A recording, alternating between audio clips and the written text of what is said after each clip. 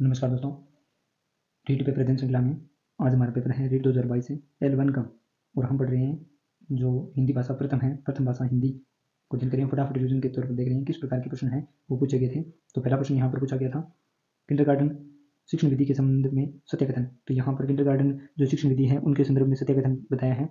भाषा के व्याकरण एवं साहित्य की शिक्षा इस विधि से नहीं दी जा सकती है, ये सत्याकथन बताया है।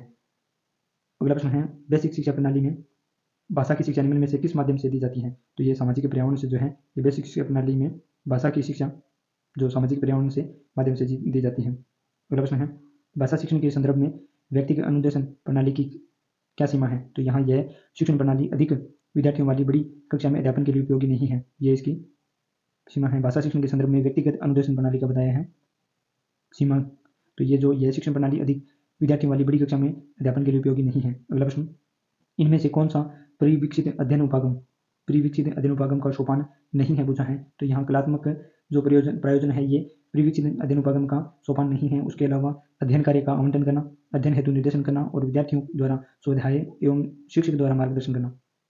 अगला प्रश्न है सर्वप्रथम सरल समान आकृति के वर्णों को लिखवाना प्रारंभ करना। उल्लेखित यानी बात किस स्तर के विद्यार्थियों हेतु कही गई है। तो प्राथमिक स्तर के विद्यार्थियों के लिए कही गई है। अगला प्रश्न है भाषा कौशल में अभिव्यक्ति कौशल पूछा है। तो यहाँ बोलना और लिखना ये दो अभिव्यक्ति कौशल होते हैं, बोलना और लिखना।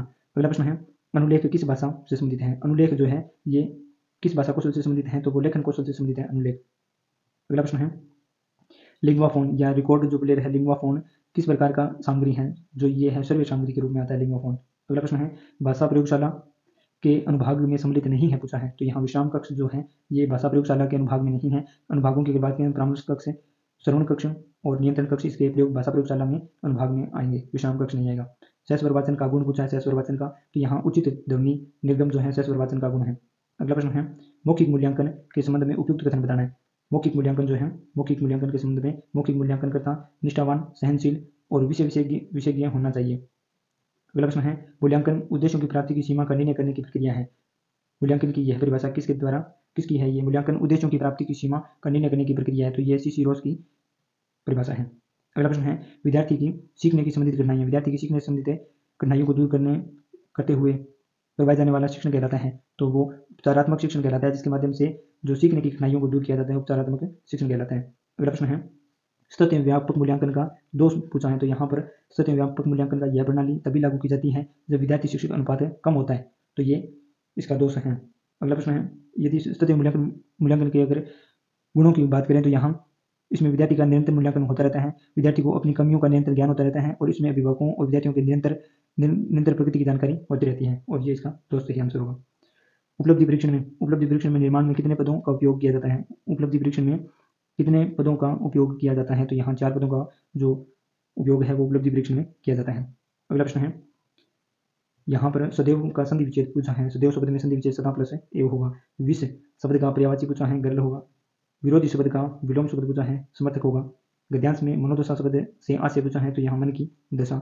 मनुष्य शब्द में यहाँ पर जातिवाचक संज्ञा है। अगला प्रश्न है अमूल्य का अर्थ बताना है। तो अमूल्य का जो अर्थ है यहाँ पर जिसका मूल्य ना करना के अमूल्य कहलाता है। निधिया शब्द में एक वचन पूछा है। तो यहाँ निधि होगा। निधिया में एक वचन निधि होगा। उन्हीं के कारण पृथ्वी मातृभूमि की संज्ञा प्राप्त करती है। वाक्य में काल पूछा है तो सामान्य भूतकाल होगा। उन्हीं के कारण पृथ्वी मातृभूमि की संज्ञा प्राप्त करती है तो ये सामान्य भूतकाल होगा। भाव शब्द है तो यहाँ पुल्लिंग शब्द है भाव। अचेतन शब्द का उपयुक्त अर्थ है। अचेतन शब्द का उपयुक्त है निर्जीव। वाक्य के कितने अंग पूछे तो वाक्य के 2 अंग होते हैं, उद्देश्य और विधेय। अगला प्रश्न है रचना के आधार पर वाक्य के प्रकार पूछे तो रचना के आधार पर वाक्य 3 प्रकार के होते हैं, सरल वाक्य, संयुक्त वाक्य और मिश्र वाक्य। अगला प्रश्न है 2 शब्दों को जोड़ने के लिए प्रयुक्त विराम चिन्ह कहलाता है। 2 शब्दों को जोड़ने के लिए तो वो योजक चिन्ह कहलाता है। अगला प्रश्न है ढाक के 3 पात लोकोक्ति का अर्थ बताना है। ढाक के 3 पात तो यहाँ सदा एक ही स्थिति में बने रहना ढाक के 3 पात कहलाता है। अगला प्रश्न है बहुत लज्जित होना यहाँ मुहावरे का अर्थ बताना है। तो घड़ों पानी पड़ना बहुत लज्जित होने का मुहावरे का अर्थ होगा। तो इस प्रकार के जो प्रश्न है वो 2022 की रीट जो लेवल 1 में भाषा प्रथम हिंदी में जो पूछे गए थे प्रश्न, इस प्रकार के प्रश्न पूछे गए थे। धन्यवाद।